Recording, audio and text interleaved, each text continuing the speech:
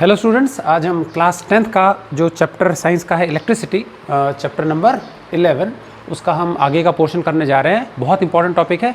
तो बच्चों, सीबीएसई में जो ये टॉपिक है, ये इसके एक्चुअल में दो चैप्टर्स अलग अलग हैं। इलेक्ट्रिसिटी अलग चैप्टर है और मैग्नेटिक फील्ड और मैग्नेटिज्म वाला जो है अलग चैप्टर है, magnetic effects of electric current. लेकिन आप लोगों के क्या इन दोनों टॉपिक्स को कंबाइन कर दिया गया आरबीएसई में, ठीक है।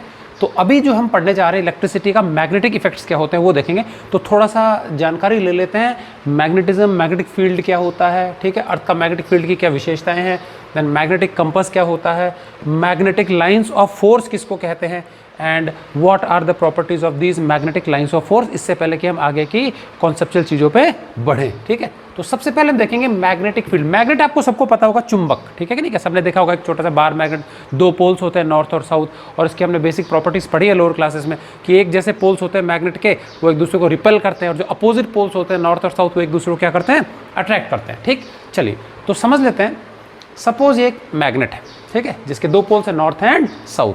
तो अगर आप ये मार्केट से खरीदेंगे तो नॉर्थ पोल जो होता है वहाँ पे या तो एन और एस लिखा आएगा नॉर्थ साउथ पे, या फिर एक रेड कलर का डॉट लगा आता है वहाँ पे। चलिए मैग्नेट हो गया। अब मुझे बताओ, क्योंकि ये मैग्नेट है तो इसके अंदर गुण होगा कि ये दूसरे मैग्नेटिक मटेरियल्स को या मैग्नेट को अपनी तरफ अट्रैक्ट करेगा। जैसे आयरन हो गया, कोबाल्ट हो गया, निकल हो गया, ये कुछ मैग्नेटिक मटेरियल्स हैं, ठीक है ना। तो अगर हम इसके आसपास ये मैग्नेटिक मटेरियल्स रख देंगे तो ये क्या करेगा, उनको अपनी ओर अट्रैक्ट करेगा। और अगर इसके पास मैग्नेट रख दूं तो मैग्नेट के साथ दोनों काम हो सकते हैं, ये अट्रैक्शन भी हो सकता है और ये रिपल्शन भी हो सकता है। ये डिपेंड करता है कि कौन सा पोल किस पोल की तरफ रखा गया, ओरिएंटेशन पे डिपेंड करता है, ठीक है ना। चलिए तो सपोज ये मैग्नेट है ना, और इस मैग्नेट का असर, इसका जो इन्फ्लुएंस का जो क्षेत्र है, असर का जो इसका जो फील्ड है, मतलब कि कुछ इसका रीजन होगा चारों ओर, जहां पर यदि मैं कोई भी मैग्नेट अथवा मैग्नेटिक मटेरियल को रख दूं तो उस पे इस मैग्नेट के द्वारा एक फोर्स एक्सपीरियंस की जाएगी, ठीक है कि नहीं। उस पे क्या होगा, असर पड़ेगा, या तो ये खींच लेगा या ये रिपेल कर देगा, कुछ ना कुछ तो कर देगा, ठीक है। तो इस मैग्नेट के चारों ओर का वो सीमित क्षेत्र, वो फील्ड, वो स्पेस जहां पर कोई दूसरा या तो मैग्नेट या मैग्नेटिक मटेरियल रखने पर इसके द्वारा उस पर फोर्स महसूस की जाती हो, वो क्षेत्र इस मैग्नेट का मैग्नेटिक फील्ड कहलाता है। समझ में आ गया। So what do you mean by magnetic field of a given magnet?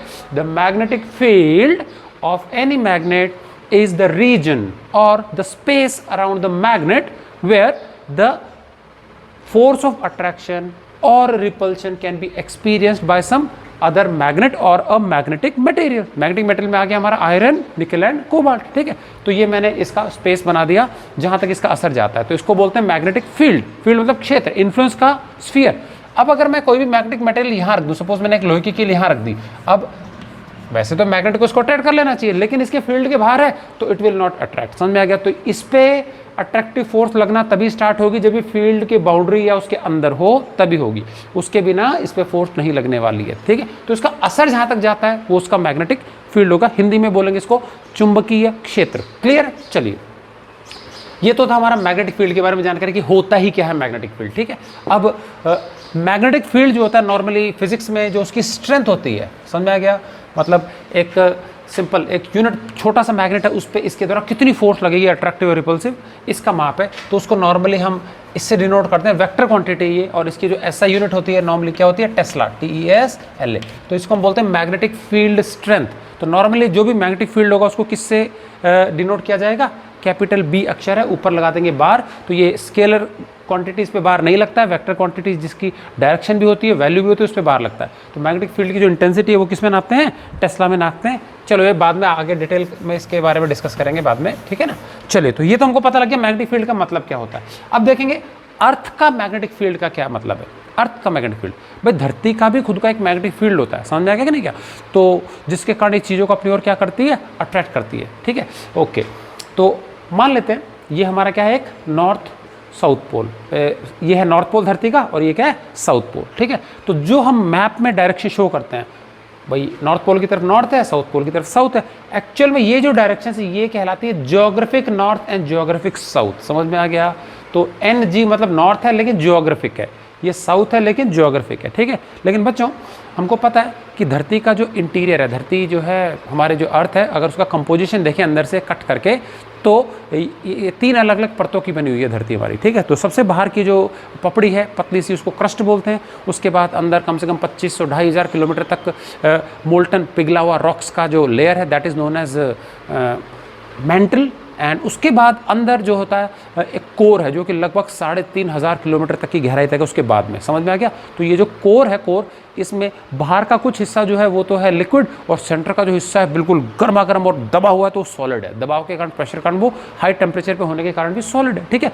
और ये कोर जो है ना, कोर, उसके अंदर ये तीनों हमारे मैग्नेटिक मटेरियल बहुत ज़्यादा मात्रा में, आयरन, निकल एंड कोबाल्ट, 90% जो है उसमें कोर के अंदर ये 3 मेटल्स है। और ऐसा माना जाता है कि हमारा जो धरती है उसका जो मैग्नेटिक फील्ड है, उसका जो मैग्नेटिज्म है, it is because of the core which is made up of magnetic materials, ठीक है। और मैग्मा जो होता है उसके अंदर चार्ज पार्टिकल्स, आयंस होते हैं जो लगातार फ्लो करता रहता है कोर के चारों ओर, तो वो भी एक तरह से कन्वेक्शन करंट बनाते हैं, जिसके कारण क्या मैग्नेटिज्म होता है अर्थ का। तो बताएंगे कि फ्लोइंग करंट जो होता है वो किस प्रकार से मैग्नेटिज्म बनाता है। भाई चार्ज का मूवमेंट जो होता है करंट ही होता है। तो हमारे मैग्मा में इतने हाई टेम्परेचर पे जो मिनरल्स होते हैं उनके चार्जेस बन जाते हैं, और वो चार्जेस क्या करते हैं, रेगुलरली फ्लो करते हैं किसके, कोर के चारों ओर, मैग्नेटिक कोर के चारों ओर। तो इस प्रकार से हमारे अर्थ का मैग्नेटिक फील्ड होता है।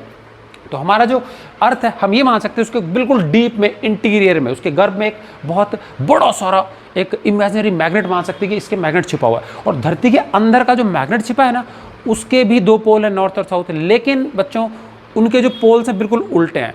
हमारे ज्योग्राफिक नॉर्थ की ओर धरती के मैग्नेट का साउथ होता है। समझ में आ गया। धरती के अंदर जो मैग्नेट छिपा हुआ है कोर के कारण, जो मैग्नेटिज्म है, उसका जो साउथ पोल है ना, वो ज्योग्राफिक नॉर्थ की तरफ है। समझ में आ गया। तो हमारे ज्योग्राफी में जिसको हम नॉर्थ बोलते हैं, वहाँ पे मैग्नेट का साउथ पोल है, और जहाँ पे ज्योग्राफिक साउथ है वहाँ पे मैग्नेटिक नॉर्थ है। तो NM मतलब magnetic north, magnetic south, geographic north, geographic south. तो मतलब उत्तर दिशा में मैग्नेट का साउथ है, दक्षिण दिशा में मैग्नेट का नॉर्थ है। उल्टा है सिस्टम ये, ठीक। अब समझना, हमको पता है कि कोई भी 2 मैग्नेट्स होते हैं, अगर मैं उसको सेम पोल एक दूसरे की तरफ करके रख दूं, मान लो ये एक मैग्नेट है नॉर्थ और ये दूसरा है नॉर्थ, क्या करेंगे बताओ, ये एक दूसरे को रिपेल करेंगे, they will go away from each other. समझ में आ गया। और अगर मैं क्या कर दूं, ये नॉर्थ है और दूसरा क्या रख दूं, साउथ, अपोजिट पोल्स रख दूं, so they will attract each other, वो एक दूसरे की तरफ खींचे चले आएंगे। समझ में आ गया कि नहीं क्या। ओके। तो नॉर्मली देखना, अगर हमारे पास एक पेयर ऑफ मैग्नेट्स है, एक मैग्नेट का जोड़ा भी है, उसको हमको साथ डिबिया में रखना है। तो अगर सपोज मैं एक मैग्नेट को रखता हूँ नॉर्थ साउथ, तो दूसरा अगर उसके साथ मेरे को चिपका के रखना है, तो कभी भी मैं यहाँ N और S नहीं लूँगा, ये मुड़ जाएंगे आपस में, ये दोनों रिपेल करेंगे NN। तो यहाँ पे मुझे N लेना पड़ेगा, यहाँ मुझे लेना पड़ेगा साउथ। मतलब समझ में आ गया। तो इससे क्या होता है, ये इसको चिपका लेगा, इसको चिपका लेगा, दोनों चिपक जाएंगे। अगर हम यहाँ पे N और यहाँ S रखने की कोशिश करेंगे तो मैग्नेट जो होता है टप करके उल्टा हो जाएगा अपने आप ही। समझ में आ गया कि नहीं क्या। तो अब गौर करेंगे मैं जो बताने जा रहा हूँ। धरती का मैंने बता दिया मैग्नेटिक नॉर्थ साउथ उल्टा है बिल्कुल, ठीक है। अब यदि सपोज मेरे पास कोई भी एक बार मैग्नेट है, सपोज ये हमारा एक बार मैग्नेट है, डस्टर जो है हमारा बार मैग्नेट है, और ये है क्या है, नॉर्थ, और ये है सपोज साउथ बार मैग्नेट का, ठीक है। अब अगर इसको मैं धरती पे सतह पे यहाँ पे इसको मैं ऐसा कैसा लटका दूँ, क्या कर दूँ, ऐसे लटका दूँ, समझेगा, थ्रेड से। तो मतलब ये तो दिख रहा है भाई धरती हमारी हॉरिजॉन्टल है, तो इसको मैं किसी फैन ऊन से या किसी हुक से ऐसे वर्टिकल में ऐसे हॉरिजॉन्टली लटका दूँ, ठीक है। और शुरू लटका के छोड़ दूँ, डिस्टर्ब करके छोड़ दूँ, तो धीरे धीरे धीरे धीरे मूव करता हुआ, स्विंग करता हुआ कैसी पोजीशन में आ जाएगा। इसका जो साउथ है ना, साउथ, वो तो रहेगा किधर, अब देखो हमारे धरती का मैग्नेटिक साउथ का ऊपर है, तो इसके साउथ की तरफ इसका नॉर्थ रहेगा, तो ये मैग्नेट ऐसे आ जाएगा। समझ में आ गया कि नहीं का। भाई धरती का मैग्नेटिक साउथ इधर है, तो ये साउथ जो इस नॉर्थ को अट्रैक्ट करेगा, और ये जो नॉर्थ है ये इस साउथ को अट्रैक्ट करेगा। तो देखो मैंने यहाँ रखा हुआ एक, अगर मैग्नेट में ऐसे रख देता हूँ सस्पेंड करके, so after some time it will align itself, ये अपने आप को जचा लेगा और अपनी स्टेबल पोजीशन में आ जाएगा। कब, जब इसका नॉर्थ किसकी तरफ हो जाएगा, साउथ की तरफ, और साउथ किसकी तरफ हो जाएगा, मैग्नेटिक नॉर्थ की तरफ। तो इसका मतलब कोई भी जो मैग्नेट होता है वो अपने आप को हमारी जो धरती का जो ज्योग्राफिक नॉर्थ साउथ या मैग्नेटिक नॉर्थ साउथ है उस डायरेक्शन में अलाइन कर लेता है। और यही कारण है कि मैग्नेट का जो नॉर्थ है वो ज्योग्राफिक नॉर्थ में होगा, क्योंकि ज्योग्राफिक नॉर्थ की ओर धरती का मैग्नेटिक साउथ है। समझ में आ गया सिस्टम क्या है। तो ये यही चीज़ हम यहाँ पे धरती में भी अप्लाई कर सकते हैं, ठीक है। तो ये तो मैंने लिया था एक बार मैग्नेट, समझ में आ गया। अब ये बार मैग्नेट अगर बहुत ही हल्का सा ले लूँ, बहुत हल्का सा, बहुत हल्का मतलब वेरी लाइट, वजन कम हो बिल्कुल, निडल के रूप में ले लिया उसको। मैंने एक डिबिया में एक पाइवेट पे, एक सुई पे लगा दिया। ये डिबिया है छोटी सी, इसके एक सेंटर पे एक पाइवेट है, सुई है, सुई के अंदर मैंने छेद करके इस एरो को लगा दिया। ये एक्चुअल में एक छोटा सा मैग्नेट है जिसका कि नॉर्थ और साउथ होगा, तो ये नॉर्थ है ये साउथ है। तो अब अगर मैं इस मैग्नेट के स्थान पे, क्योंकि हर बार कौन ये मैग्नेट लाएगा, ठीक, तो इस डिबिया को मैंने बंद कर दिया ताकि एयर वगैरह से क्या ये निडल हिले नहीं, बहुत हल्की होती है, ठीक है। और अगर इसको मैं उठा करके धरती को ऊपर ऐसे होल्ड करके रख लूँ तो अगेन इसका जो नॉर्थ है वो धरती के मैग्नेटिक साउथ की तरफ अट्रैक्ट होगा और साउथ वाला जो है धरती के मैग्नेटिक नॉर्थ की तरफ अट्रैक्ट होगा। That means this needle will always point towards the geographic north. और इसी को हम बोलते हैं बच्चों दिशा सूचक यंत्र। That means what, magnetic compass needle. समझ में आ गया कि नहीं क्या? तो ये मैराइनर्स कंपास भी कहलाता है। शिप वगैरह पे जो मैराइनर्स जाते हैं वो क्या है, डायरेक्शन वगैरह को पता लगाने के लिए इसका कंपास का यूज़ करते हैं। तो it will always point towards the north. क्यों? समझ में आ गया? क्योंकि खुद में एक क्या है, मैग्नेट है, और ये मैग्नेट हमेशा धरती का जो मैग्नेटिक नॉर्थ साउथ है उसकी ओर पॉइंट करता है। समझ में आ गया कि नहीं क्या? तो इसका जो नॉर्थ पोल है वो geographic north, that means magnetic south की ओर अलाइन कर लेगा अपने आप को। समझ में आ गया कि नहीं क्या? तो ये तो था बच्चों मैग्नेटिक कंपास निडल के बारे में जानकारी, ठीक है कि नहीं क्या? तो हमने देखा अर्थ का मैग्नेटिक फील्ड कैसा होता है, ठीक है। तो अर्थ का जो ये फिक्शियस जो मैग्नेट है बहुत बड़ा सारा अंदर इंटीरियर में कोर के कारण, तो इसके कारण इसका खुद का मैग्नेटिक फील्ड डेवलप होता है और आसपास की चीज़ों को ये अपनी ओर खींचती है। तो ग्रेविटेशनल पुल भी हम इसी के कारण मान सकते हैं। और ये अर्थ का जो मैग्नेटिज्म है ना बच्चों, ये हमारी बहुत ज़्यादा प्रोटेक्शन करता है। सन से आने वाले जो रेडिएशन होते हैं, जो हाई एनर्जी चार्ज पार्टिकल्स होते हैं, प्लाज्मा पार्टिकल्स होते हैं, उसको ये क्या कर देता है, डाइवर्ट कर देता है। समझ में आ गया? अब ऐसा जो स्ट्रॉन्ग मैग्नेटिक फील्ड है वो वीनस का नहीं है, वो मार्स का नहीं है। तो मार्स पे सीधी ऐसे हाई एनर्जी पार्टिकल्स की बौछार होती है, पल भर में वहाँ मारे जाएंगे, कैंसर हो जाएगा, तरह तरह के प्रॉब्लम्स होंगी, हाई एनर्जी रेडिएशन के शिकार हो जाएंगे हम। जबकि धरती का जो स्ट्रॉन्ग मैग्नेटिक फील्ड होती है वो क्या करता है, हमको इन स्ट्रॉन्ग किरणों से, प्लाज्मा की जो बारिश है उससे हमको क्या है, बचाता है। तो ये उसको डाइवर्ट कर देता है। तो जो भी सोलर विंड्स आती हैं वो ऐसे धरती को साइड में छोड़ करके आगे निकल जाती हैं। तो ये हमारी रक्षा भी करता है। तो इतना स्ट्रॉन्ग मैग्नेटिक फील्ड अगल बगल के ग्रहों का नहीं है, और यही एक मेन कारण है कि धरती पे जीवन संभव हो पाए, because of its strong magnetic field, जो कि लाइफ सेवर की तरह काम करता है हमारे लिए। क्लियर? चलिए, तो ये तो था धरती का मैग्नेटिक फील्ड। अब देखेंगे मैग्नेटिक कंपास, जो मैंने बता दिया क्या होता है, कि किस प्रकार से डायरेक्शन बताता है, और it always points towards the geographic north, because इसका जो नॉर्थ पोल है वो मैग्नेटिक साउथ की तरफ अट्रैक्ट होगा, which lies in the geographic north direction. Clear है? चलिए, अब हम देखेंगे ये मैग्नेटिक लाइंस ऑफ फोर्स क्या चीज़ है। लाइन का मतलब रेखा, मैग्नेटिक लाइंस ऑफ फोर्स क्या चीज़ है, ठीक। चलिए, तो अब मैं ये सारी चीज़ें मिटा रहा हूँ। हमको सिर्फ एक कंपास की जरूरत पड़ेगी और एक बार मैग्नेट की जरूरत पड़ेगी, ठीक है ना।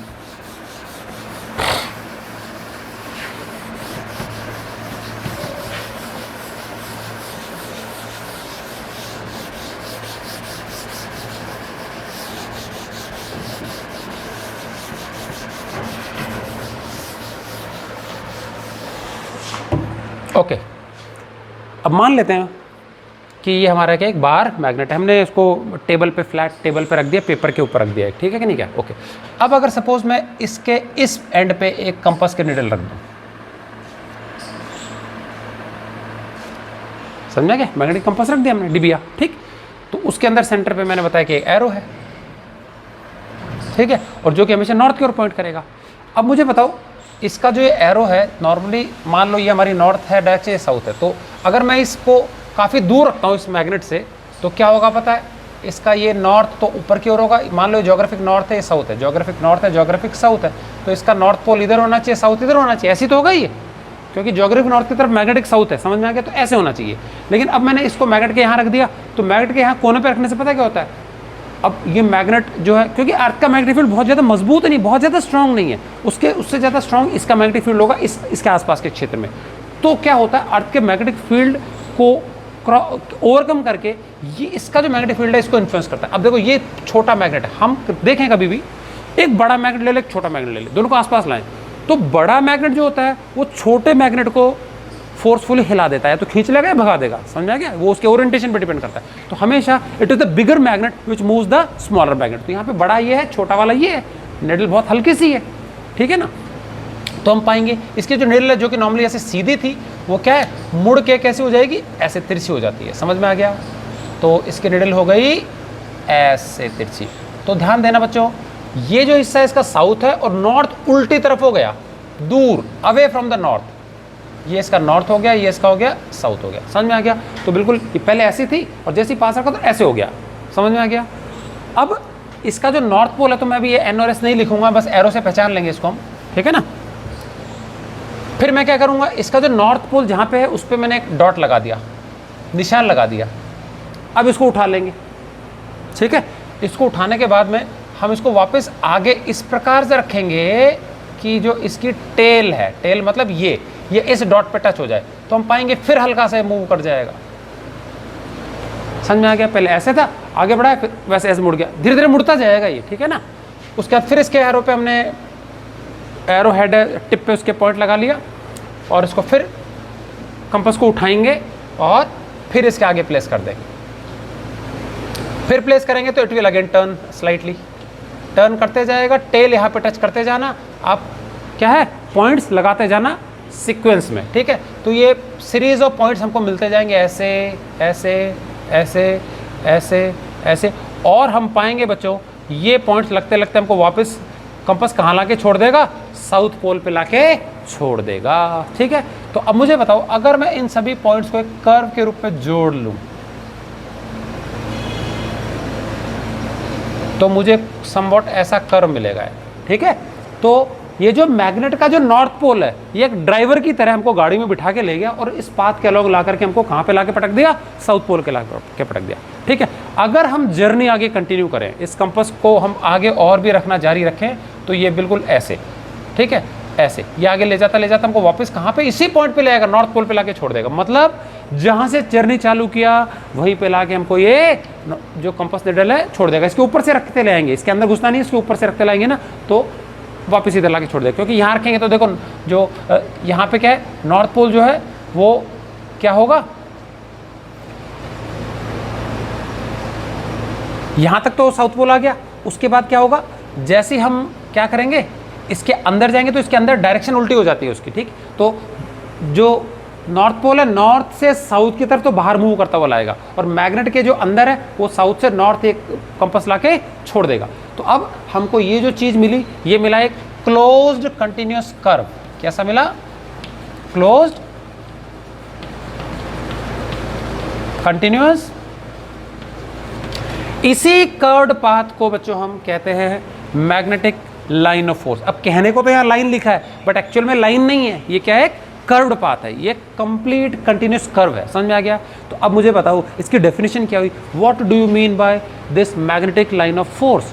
वैसे प्लूरल में कहा जाता है मैग्नेटिक लाइंस ऑफ फोर्स कहते हैं इसको, ठीक है, lines of force. So these are the imaginary lines. ये क्या है, इमेजिनरी लाइंस है, स्पेशली कर्व्स ही एक तरह से। These are the imaginary curves which are drawn around a bar magnet along which the north pole of a magnetic compass needle moves around the magnet। समझ में आ गया? किसी भी मैग्नेटिक जो कंपास है उस निडल के द्वारा उसका जो नॉर्थ पोल है वो जिस जिस दिशा में मूव करेगा, जहाँ जहाँ से जिन रस्तों से मूव करेगा, कर्व्ड पाथ से मूव करेगा अराउंड ए बार मैग्नेट, वो जो हमारे कर्व्स हैं, इमेजिनरी कर्व्ड पाथ है, दिखते नहीं है, ये हमको बनाने पड़ेंगे, ठीक है, ड्रॉ करने पड़ेंगे, ठीक है।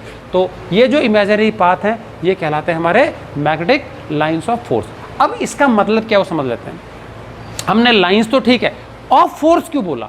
अब अगर मैं यहाँ पे कोई एक मैग्नेटिक वस्तु रख दूँ, सपोज मैंने एक लोहे की कील ही रख दी इस जगह पे, आयरन की नेल, तो होता क्या बच्चों, ये जो मैग्नेटिक लाइंस ऑफ फोर्स है ना, इसमें गुण होता है जा करके सतह पे चिपक जाने का। समझा गया कि नहीं का?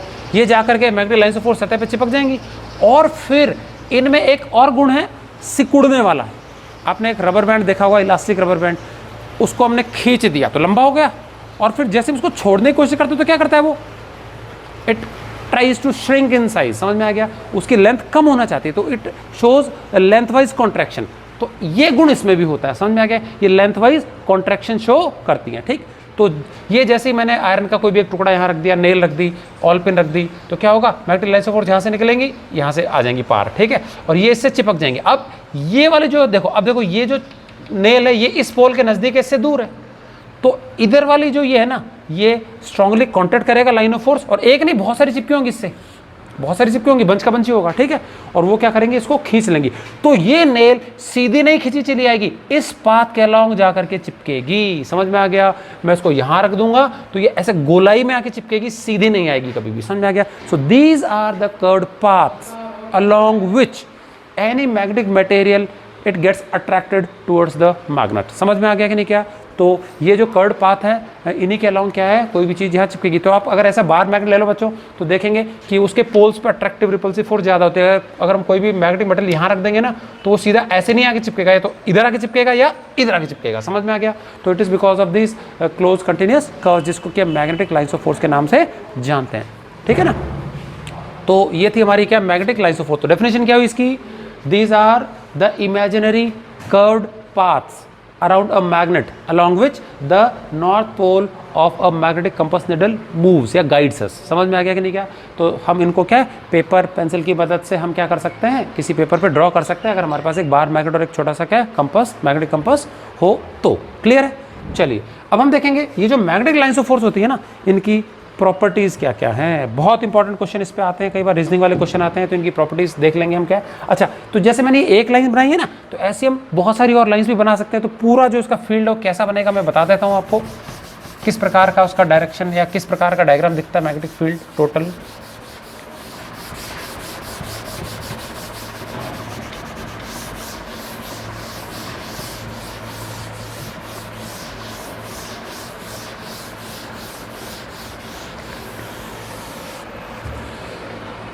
तो ये हमारा सपोज मैग्नेट है, नॉर्थ साउथ, ठीक है ना। यहाँ से लाइन्स ऑफ फोर्स निकलेगी, आ गई साउथ पोल पे। तो मैं अंदर नहीं दिखा रहा हूँ, सिर्फ बाहर बाहर दिखा रहा हूँ। ये निकलेगी यहाँ से साउथ पोल पे।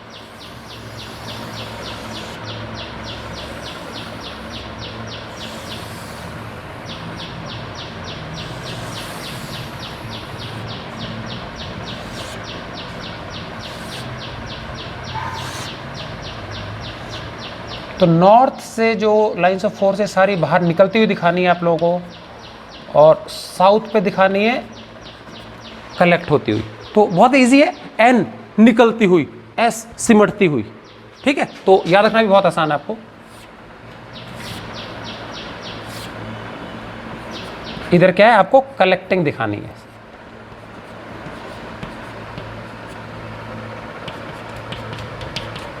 ठीक है। सो यहाँ से लाइन्स ऑफ फोर्स निकलेंगी अनार की तरह, और सारी की सारी कहाँ के कलेक्ट होंगी, ये।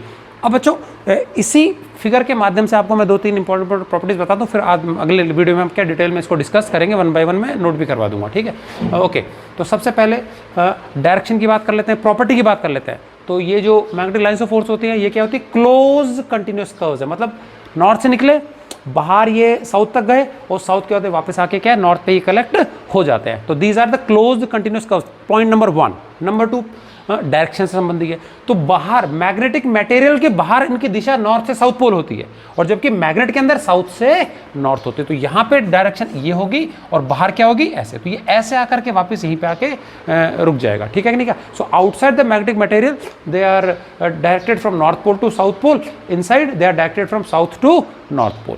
क्लियर है कि नहीं क्या। चलिए उसके बाद आगे क्या है,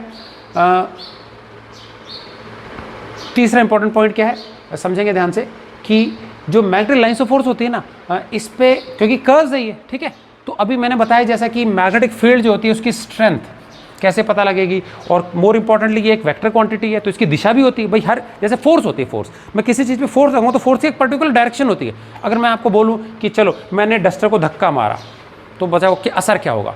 तो इससे पहले तो आपको ये जानना जरूरी है कि मैंने फोर्स कितनी लगाई, और फिर अगर मैं बोलूँ कि चलो मैं इस पर फोर्स लगाऊंगा, इतनी लगाऊंगा कि ये मूव करके गिर जाएगा, बताओ किधर गिरेगा। तो इसके लिए आपको ये जानना जरूरी है कि मैंने फोर्स किस तरफ लगाई, ऐसे लगाई, ऐसे लगाई, ऐसे लगाई। तो मतलब फोर्स एक वेक्टर क्वांटिटी है, पूरा असर जानने के लिए उसकी दिशा का ज्ञान होना जरूरी है। तो यहाँ पर भी मैग्नेटिक फील्ड एक वेक्टर क्वांटिटी है, उसकी दिशा का ज्ञान होना जरूरी है। तो मैग्नेटिक फील्ड की दिशा होती क्या है, तो ये कैसे पता लगेगा। तो अलग अलग जगह फील्ड पे इसकी डायरेक्शन क्या है, अलग अलग है। तो मान लेते हैं सपोज ये एक पॉइंट है, सपोज मेरे को इस जगह पे मैग्नेटिक फील्ड की दिशा पता लगानी है। तो मैं ये जो कर्व्ड पाथ है इस पर एक टेंजेंट ड्रॉ कर दूंगा। टेंजेंट क्या होता है? किसी भी कर्व या सर्कल पे एक बिंदु को छू करके जाने वाला स्ट्रेट लाइन सेगमेंट को टेंजेंट बोलते हैं। कर्व पे भी हो सकता है, ये सर्कल पे भी हो सकता है। तो ये कर्व पाथ है। तो अगर मैं यहाँ पे इस बिंदु पर एक इसको छूते हुए स्ट्रेट लाइन सेगमेंट खींच दूं जो बस इसको टच होते हुए निकल जाए, तो ये क्या कहलाएगा? टेंजेंट। अब देखो ये एरो इस तरफ आ रहा है तो इसमें भी इस तरफ ही एरो लगाना, उल्टा नहीं लगाना, ठीक है। तो ये जो टेंजेंट है this will give the direction of magnetic field at this particular point. अगर मेरे को इधर लेना है तो मैं इधर टेंजेंट बना दूंगा, तो इधर मेरे को डायरेक्शन मिल जाएगी। मेरे को इधर लेना है तो मैं इधर बना दूंगा, इधर डायरेक्शन मिल जाएगी। मुझे इधर लेना है तो मैं इधर बना दूंगा, इधर डायरेक्शन मिल जाएगी। मतलब समझ में आ गया? मतलब ये है कि इस कर्व्ड पाथ पर किसी भी जगह पे अगर मैं टेंजेंट बना देता हूँ, that tangent gives the direction of magnetic field at that particular point. समझ में आ गया? चलिए, ये तो था अगला पॉइंट। अब इसके बाद एक बहुत इंपॉर्टेंट रीजनिंग वाला क्वेश्चन आता है। क्या? ये एक मैग्नेटिक लाइन ऑफ फोर्स है, ऐसे आई, और एक और मैग्नेटिक लाइन ऑफ फोर्स ऐसे आई। ये संभव नहीं है, कोई भी दो मैग्नेटिक लाइंस ऑफ फोर्स एक दूसरे को ऐसे काटती नहीं है। समझ में आ गया? काटती नहीं है। चलो एक एग्जांपल है। सपोज बच्चों मैं आपके हाथ में एक बॉल दे दूं और बोलूं कि आप उस बॉल को इस तरफ फेंको, इस तरफ ऐसे, तो एक ही बॉल को एक ही समय में आप दो अलग अलग डायरेक्शंस में नहीं फेंक पाओगे। मतलब एक चीज़ की एक ही समय में दो डायरेक्शन नहीं होगी, ठीक है। किसी को एक हमने गन दे दी या हमने धनुष बाण दे दिया और बोला कि चलो तीर चलाओ एक साथ, नॉर्थ और साउथ में एक साथ चलाओ, नॉर्थ और ईस्ट में एक साथ चलाओ, तो पॉसिबल नहीं है ना। तो इसी प्रकार से ये हमारे दो कर्व्स हैं, अगर ये इंटरसेक्ट करें तो इसके मायने क्या होंगे समझते हैं। तो मुझे बताओ, इस पॉइंट ऑफ इंटरसेक्शन पे इस कर्व पे तो एक टेंजेंट बनेगा और इस कर्व पे बनेगा दूसरा टेंजेंट। समझ में आ गया? तो इसका मतलब इससे हमको क्या पता चला? इससे पता लगा कि मैग्नेटिक फील्ड की डायरेक्शन इधर भी है और इधर भी है, और एक समय में एक ही चीज़ की दो भिन्न भिन्न दिशाएं नहीं हो सकती हैं। तो इससे हम ये सीखे कि दो मैग्नेटिक लाइंस ऑफ फोर्स कभी भी एक दूसरे को इंटरसेक्ट नहीं करेंगी। समझ में आ गया? They never intersect each other, ठीक है। और भी कुछ पॉइंट्स रह गए हैं, ठीक है। अभी थोड़ा जूम क्लासेस का टाइम हो गया, तो इसके बाद आपको अगले वीडियो में हम डिस्कस करेंगे रिमेनिंग फीचर। तो अभी मैंने सिर्फ चार बताए मेन क्या। The magnetic lines of force they are close continuous curves. Magnet के बाहर दिशा नॉर्थ से साउथ पोल, अंदर साउथ से नॉर्थ पोल। उसके बाद तीसरा मैंने क्या बताया कि जो मैग्नेटिक लाइंस ऑफ फोर्स होती हैं वो उस कर्व पे किसी भी बिंदु पर अगर हम एक टेंजेंट बना दें, that tangent will give the direction of the magnetic lines of force. And last and most important one, no two magnetic lines of force can intersect each other, because if they do so it would mean two different tangents at the point of intersection, which would further mean two different directions of magnetic field at the same point, and this is not possible. Clear है? तो चार एक बार हो गए properties, और हैं चार करें, वो अगले हम वीडियो में डिस्कस करेंगे।